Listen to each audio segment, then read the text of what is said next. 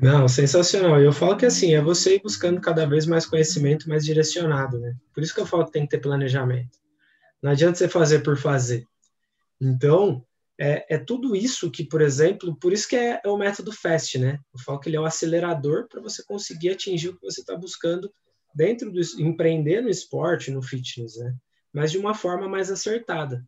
Então, quando você consegue ter isso, é muito mais fácil para você conseguir ter resultado com segurança, por exemplo. Por que que muita gente não faz? Porque não tem segurança. Porque fala, cara, é melhor eu ficar aqui na minha zona de conforto, onde eu não vou ter a probabilidade de erro.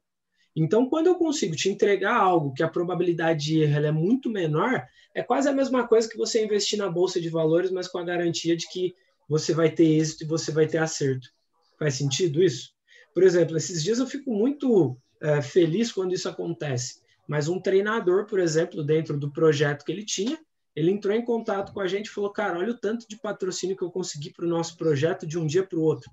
Cara, o cara conseguiu 9 patrocínios usando essas estratégias, por exemplo. Uma coisa muito simples, usando o digital a favor do físico, por exemplo. E o projeto, pô, funcionando super bem.